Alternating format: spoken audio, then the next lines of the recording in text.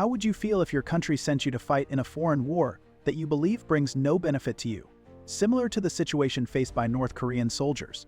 Thousands of North Korean soldiers have been deployed to support Russia in its special military operation in Ukraine.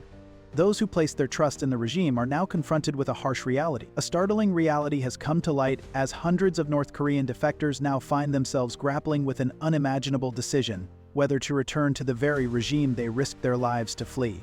Recent data indicates that over 30% of North Korean defectors living in South Korea face severe difficulties in adapting to their new environment. These challenges, ranging from economic struggles and cultural alienation to family separation and mental health issues, have contributed to a rise. The stories of North Korean defectors reveal a far more complex reality than the anticipated dream of freedom. While escape promises safety and liberty, it also comes with unforeseen hardships and emotional costs. Many defectors discover that life outside their homeland can be isolating and overwhelming, prompting some to make the extraordinary decision to return, despite the dangers of living under an oppressive regime. The landscape of North Korean defections has experienced notable shifts in recent years, with 2023 marking a significant change in trends. The number of individuals escaping from North Korea to South Korea saw a sharp increase, tripling compared to previous years and reaching 196 people. This figure represents a significant rebound, but it remains well below the levels seen before the disruptions caused by border closures reduced opportunities for escape, resulting in historically low numbers. For instance, in 2021, only 63 defectors were recorded, followed by a slight increase to 67 in 2022. A closer look at historical data reveals considerable fluctuations in defection numbers over the past decade. In 2009, defections peaked at 2,914, a stark contrast to the dramatic declines observed in recent years. This decline has been attributed to both external factors, such as tighter border controls imposed by North Korea and China, and internal challenges. Notably, a striking demographic trend has emerged in recent defection patterns. Women have come to dominate these statistics, making up approximately 80% of recent defectors. In 2021, women accounted for only 36.5% of defectors, yet by 2023, this proportion had surged to 83.7%, highlighting a major demographic shift in the defector population. Adding further dimension to this evolving situation are recent high-profile defections, particularly among North Korea's elite. Elite defectors, such as diplomats, senior officials, and individuals with connections to the regime's upper echelons, have increasingly made headlines due to the sensitive and symbolic nature of their escapes. A prominent case is Tae Young-ho, the former deputy ambassador to London, who defected in 2016 after expressing disillusionment with Kim Jong-un's regime. In 2023, 10 additional elite-class individuals, including diplomats and trade officials, defected, a figure that marks the highest number of high-ranking defectors since 2017. These elite departures have drawn considerable attention, as they not only represent dissatisfaction within the ranks of North Korea's leadership, but also expose cracks in the regime's control over its most trusted personnel.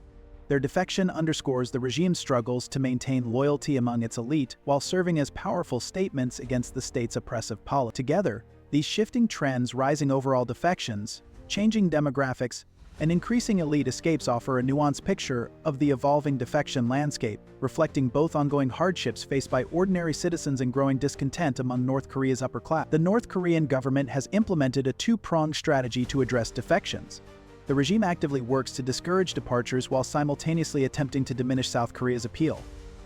In a significant policy shift, North Korea now offers amnesty to returning defectors, provided they either pay approximately 60 million South Korean won or provide valuable information about South Korea. South Korea's response has evolved under President Yoon Suk-yeol's administration, which has taken a more assertive stance on North Korean human rights issues. The establishment of North Korean Defectors Day demonstrates South Korea's commitment to supporting those who have made the journey south. However, the South Korean government acknowledges challenges in tracking re-defections, with official numbers indicating only 30 confirmed returns out of 34,000 defectors over the past decade. The complex nature of these movements is further complicated by North Korea's enhanced border surveillance systems, particularly in major border cities, where mobile phone tracking and call monitoring have become routine measures to identify and monitor potential defectors. Financial hardship emerges as a primary challenge for North Korean defectors in South Korea, with 7 in 10 struggling to make ends meet. The economic reality presents a stark contrast to their expectations of prosperity in the South. Recent data reveals that North Korean defectors earn an average monthly wage of 2.4 million won, significantly below the South Korean average of 2.9 million won. The wage distribution shows that approximately 39% of salaried North Korean refugees earn between 2 and 3 million South Korean won monthly. This income gap persists despite government support programs and vocational training initiatives. Workplace prejudice takes on many forms, posing substantial challenges for North Korean defectors trying to secure employment in South Korea. A recent survey indicated that 45.6% of South Koreans expressed negative attitudes toward defectors, largely due to noticeable differences such as their accents and cultural background.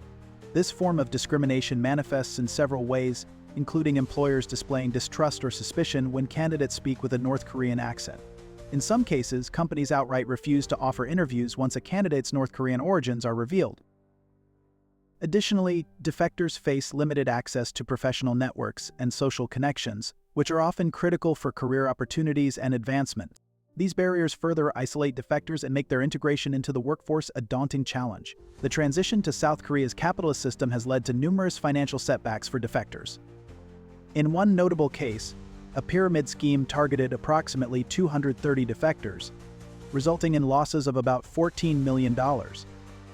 The scheme particularly affected 165 defectors who lost their entire savings, with 3 victims ultimately taking their own lives.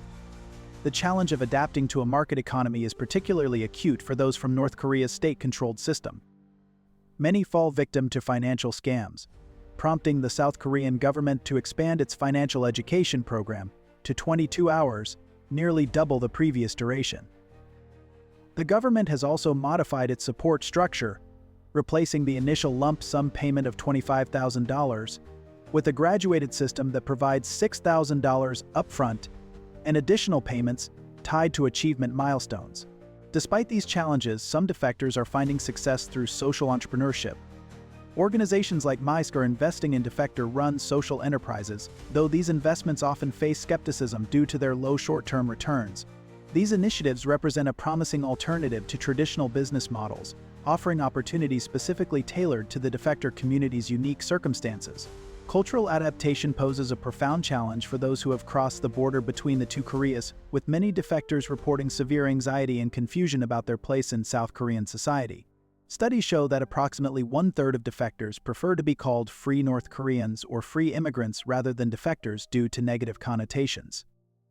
The transition from North Korea's collective society to South Korea's individualistic culture creates a significant void in community support. Defectors often find themselves isolated, as their deep-rooted suspicion and mistrust learned in North Korea prevent them from forming bonds even with other defectors. This isolation is particularly evident in urban settings, where 45.6% of South Koreans react negatively towards North Korean defectors based on their distinct physical embodiment and cultural characteristics. The transition from a state-controlled society to a democratic and individualistic one poses significant and often overwhelming challenges for North Korean defectors. Accustomed to a system where the government dictated nearly every aspect of daily life, defectors face difficulties with basic decision-making in their new environment. Having lived in a society that offered minimal personal choice, they now encounter an unfamiliar world where independence and self-reliance are paramount. This struggle is evident in seemingly routine activities such as using public transportation, navigating banking systems, accessing medical care, and participating in leisure activities. Tasks that South Koreans might take for granted often become daunting hurdles for defectors who lack experience in navigating such systems independently. In addition to adapting to a new way of life, North Korean defectors face profound language and cultural barriers that further complicate their integration. Over the decades since the Korean Peninsula's division, the Korean language has diverged significantly between the North and the South. A 2012 study highlighted the extent of this divide, revealing that defectors from North Korea understand only about 50% of the Korean language spoken in South Korea. This disparity is not limited to accent or pronunciation but extends to core aspects of the language, such as vocabulary, terminology, and loanwords. In North Korea, the vocabulary remains rooted in traditional Korean, with some Russian influence stemming from historical ties to the Soviet Union. By contrast, South Korean vocabulary has evolved to incorporate a heavy use of English loanwords, often referred to as Konglish. For instance, South Koreans commonly use the word golkipyo, goalkeeper, to describe a soccer position, borrowing directly from English. North Koreans, however, use the term munjiji, which translates to doorkeeper and reflects a literal description. Such linguistic differences create immense confusion for defectors, who may struggle to comprehend even basic conversations in South Korea. The challenges of language adaptation go beyond vocabulary alone. South Korea's rapidly modernizing society has embraced hybrid linguistic expressions and Western-influenced terminology, leaving defectors feeling increasingly alienated. In response to these struggles, efforts have been made to provide tools that help bridge the linguistic gap. One notable example is the development of the Univoca mobile app, which serves as a translator between North and South Korean dialects, allowing defectors to better understand unfamiliar words and phrases. Additionally, the ongoing creation of the Jarmalkunsijan, Grand Dictionary of the National Language, represents a larger initiative aimed at unifying the Korean language across both regions. From South Korea's perspective, the project is approximately 80% complete, offering hope for a more cohesive understanding of the language in the future. Together, these linguistic and cultural challenges highlight the complex realities of adaptation for North Korean defectors. While language is often viewed as a tool for communication, for defectors, it can feel like a wall separating them from a society they are striving to join. The combination of cultural unfamiliarity, limited autonomy in their previous lives, and the overwhelming nature of individualistic systems creates a steep learning curve that many defectors must navigate, often with limited support. As efforts to address these barriers continue, tools like translation apps and cultural education programs play an essential role in helping defectors bridge the gap and find their footing in a drastically different society. Separation from family members creates one of the most devastating consequences for people who escape North Korea, with studies showing that 71% of defectors experience trauma related to family separation. The impact extends far beyond emotional distress, affecting both those who left and those who remain. The psychological burden of family separation manifests in multiple ways for North Korean defectors. Many experience intense guilt for leaving family members behind, knowing their departure might lead to punishment of relatives. Studies indicate that this emotional strain contributes to a high prevalence of psychiatric conditions, with depression rates ranging from 29% to 49% among adult North Korean refugees. The North Korean regime continues to wield family ties as a powerful tool to maintain control over defectors. In 2023, security agents carried out targeted arrests of defectors' families in Yongang province, focusing on those who had received financial support from relatives living in South Korea.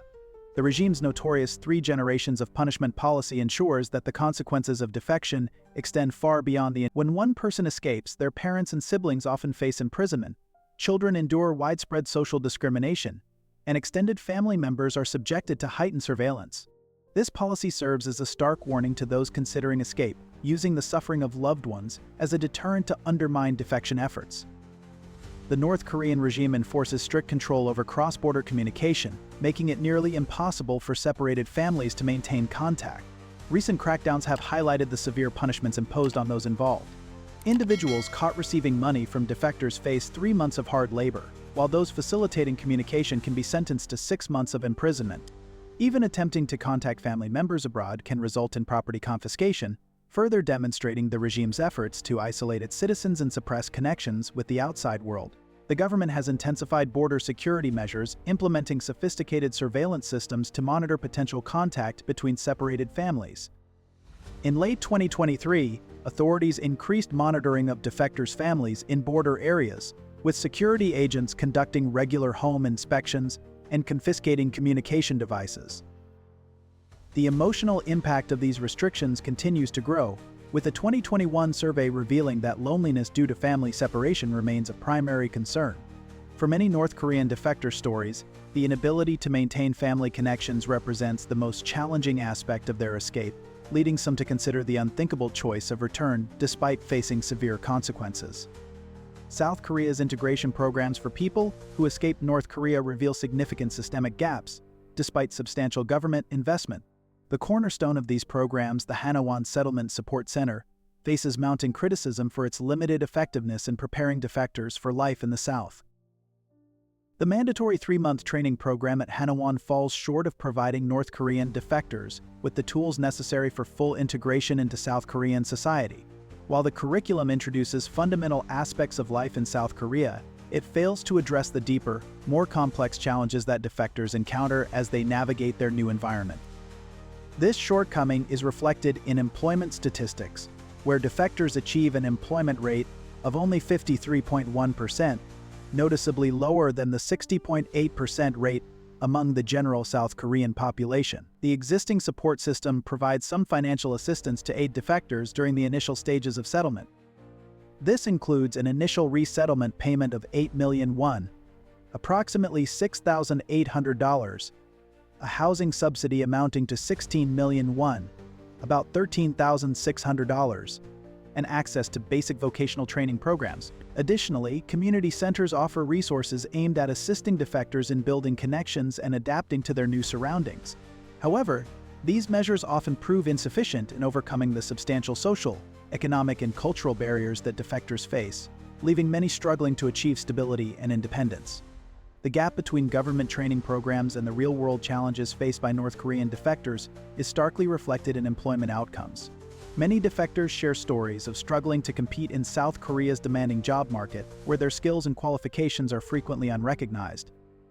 As a result, the unemployment rate for defectors stands at 6.2%, nearly twice the national average of 3.2%. Similarly, other integration aspects show mixed success. Employment rates for defectors sit at 53.1%, hindered by issues like a lack of qualification recognition. Language proficiency remains a challenge, with only 50% successfully adapting to South Korea's modern, English-influenced terminology.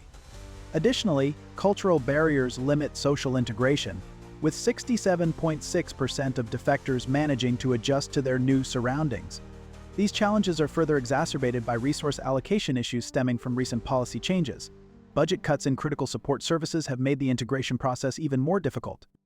The current administration's emphasis on inter-Korean cooperation has resulted in reduced funding for programs that defectors rely on, such as mental health services, vocational training, community support, and educational assistance.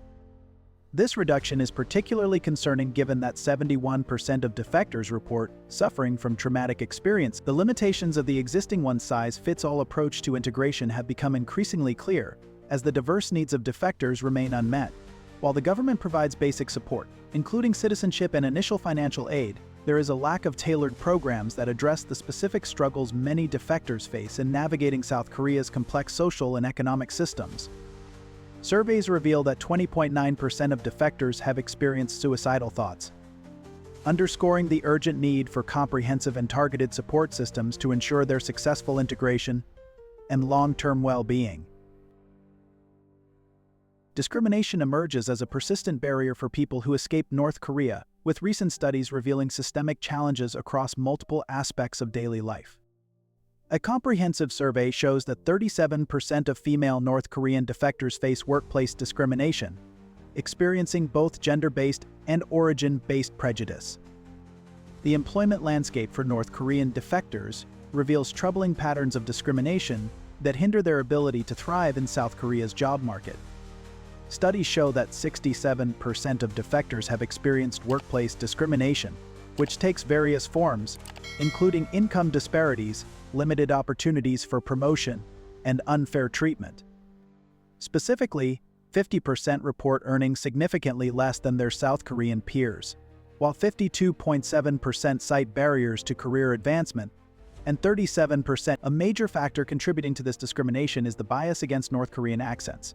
Many defectors recount instances where their applications were dismissed outright after disclosing their backgrounds, with job interviews often granted only when they conceal.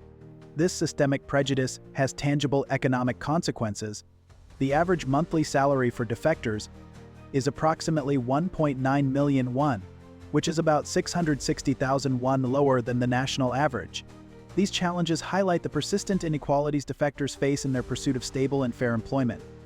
Housing discrimination compounds the economic challenges faced by people who escape North Korea. The Korea Hana Foundation's 2022 survey reveals that defectors encounter significant barriers when seeking accommodation, with many landlords showing reluctance to rent to them. This discrimination often forces defectors into substandard housing options in less desirable neighborhoods, further isolating them from mainstream society.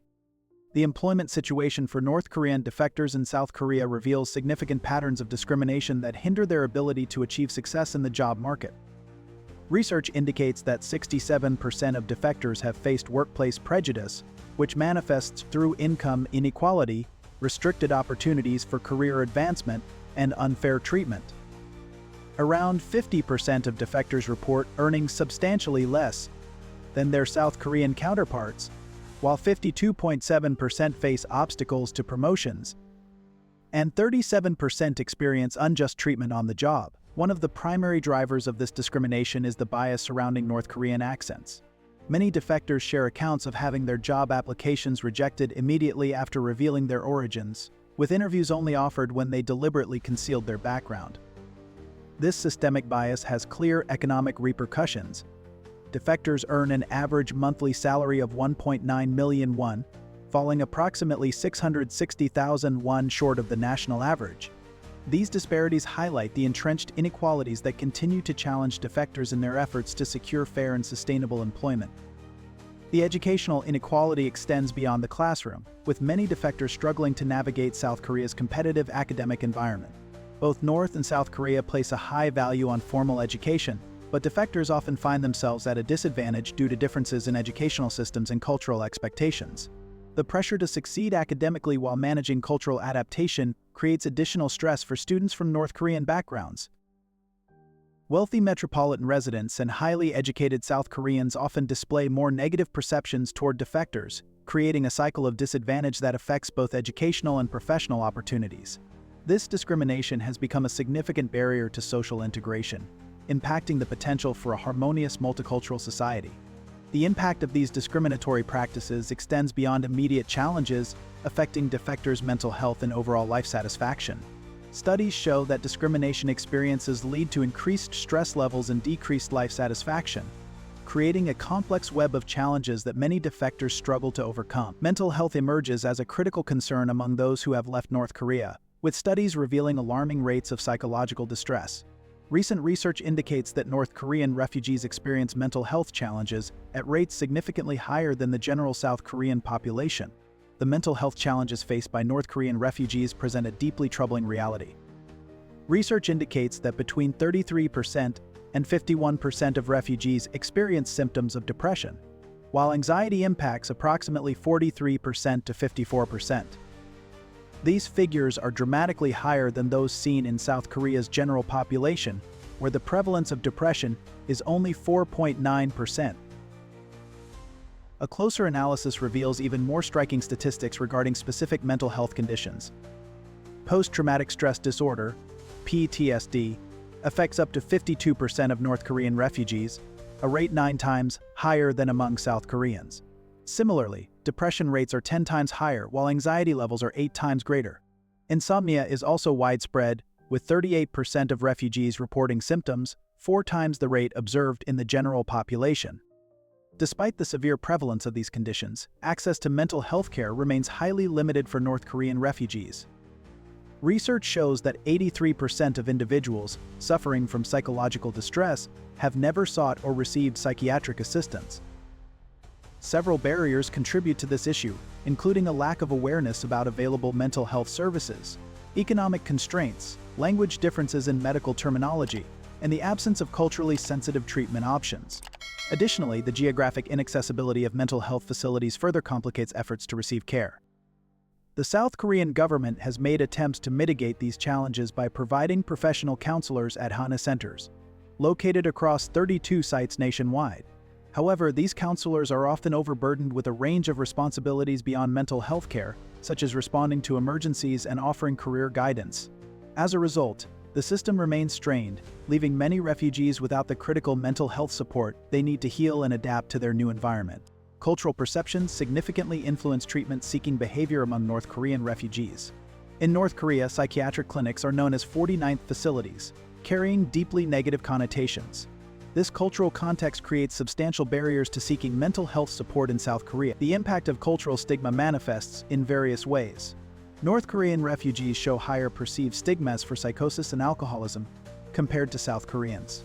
This stigma often leads to the misidentification of mental health symptoms, with many individuals attributing their psychological distress to physical ailments. The mental health crisis intersects with broader adaptation challenges. Research indicates that acculturative stress significantly impacts psychological well-being, with higher levels predicting adverse psychiatric outcomes such as depression, anxiety, and PTSD. Social support emerges as a crucial factor, particularly for youth, with studies showing that friendships with South Korean peers correlate with better psychological adaptation. Recent initiatives have begun addressing these challenges through community-based support systems. The Ministry of Unification's amended Act on North Korea Refugee Protection and Settlement Support represents a step toward comprehensive mental health support. However, the program faces critical limitations in professional expertise and integration with South Korea's existing mental health care system. The complexity of mental health challenges among North Korean refugees requires a nuanced understanding of both clinical and cultural factors. With 90% reporting anxiety states and 81% experiencing depression during their initial adjustment period, the need for culturally sensitive and accessible mental health services becomes increasingly urgent. Innovative solutions emerge as organizations and governments work to address the complex challenges faced by people who escape North Korea. The Ministry of Unification has established July 14th as North Korean Defectors Day, signaling a renewed commitment to supporting successful integration. Community-based support systems in South Korea play a vital role in assisting North Korean refugees with practical resources and social integration. Local organizations, particularly 5 leading South Korean charities, have established comprehensive programs aimed at addressing various challenges refugees face. These initiatives include one-on-one English tutoring and mentorship, counseling certification programs to foster peer support, medical assistance and PTSD treatment, vocational training for job placement, and cultural adaptation workshops. The success of these efforts is reflected in the growing number of mental health professionals, with over 220 licensed counselors now actively providing psychological support to fellow refugees. In addition, resettlement centers have expanded their services beyond the initial 12-week introductory program, offering continuous support through localized centers and specialized vocational training opportunities. Policy reforms by the South Korean government have also contributed to improving integration outcomes for North Korean refugees. Settlement benefits now include comprehensive financial assistance, with single-person households receiving 8 million won in basic settlement support, alongside housing subsidies of 16 million won and additional financial incentives totaling up to 25.1 million won. While these measures mark significant progress, research highlights the need for tailored approaches to address the diverse needs of refugees effectively. In response, the government has implemented enhanced vocational training programs focused on developing practical job skills, expanded employment support through 65 centers nationwide, special admission pathways for refugees to access educational institutions, and designated settlement assistants assigned to each household for personalized guidance. International aid organizations have also stepped forward to provide critical support, further complementing domestic efforts. Liberty in North Korea, Line K, a prominent global organization, reports notable successes in its programs, including the rescue of over 1,370 North Korean refugees and their children, the reunification of more than 500 families, and the awarding of $70,000 in scholarships in 2024.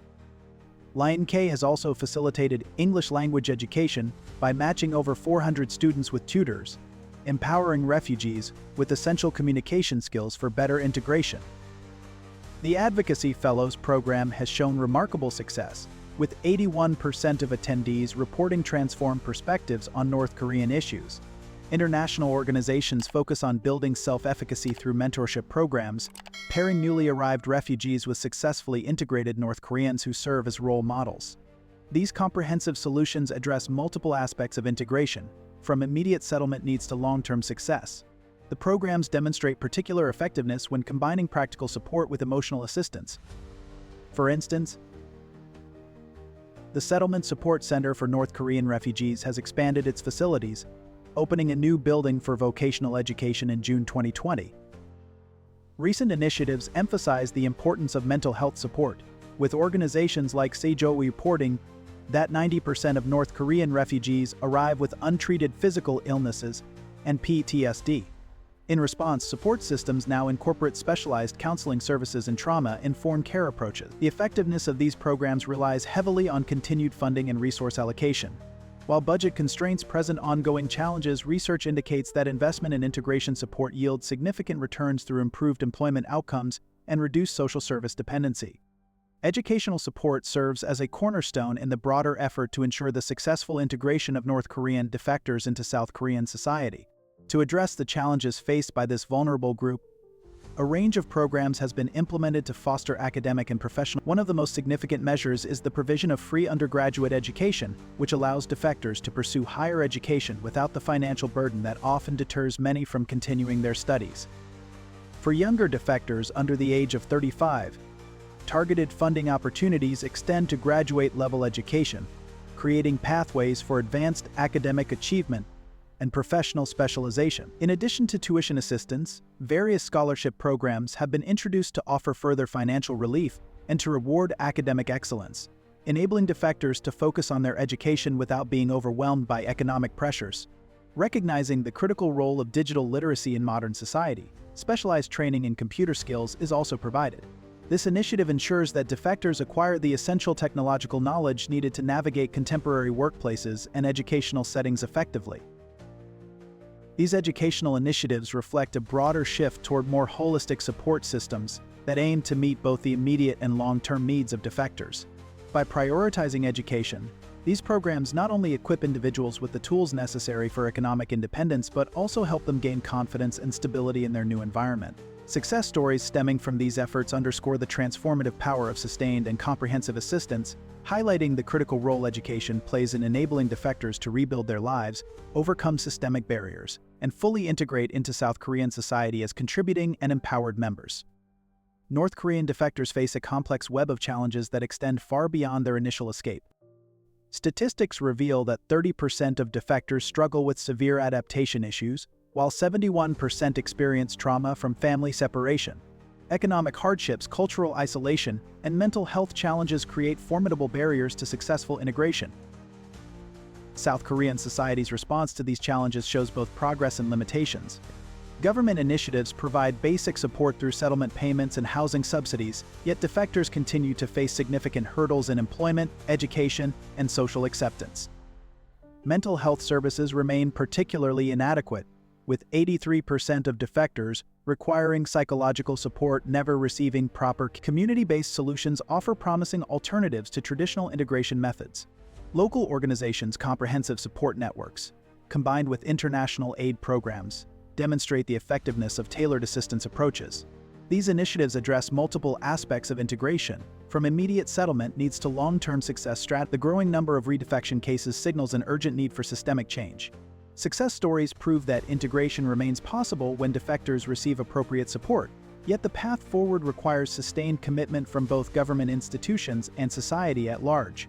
The future of Korean Peninsula relations may well depend on how effectively these challenges are addressed, making the successful integration of North Korean defectors a crucial test of South Korea's adaptability and compassion. Do you think the people of these two countries want to live together and have the same nationality? Having lived as two independent countries for many years, can they easily accept each other? If you know any other interesting information about these two countries, please share it with us in the comments section. Thank you for watching the video. Goodbye and see you again in the next videos.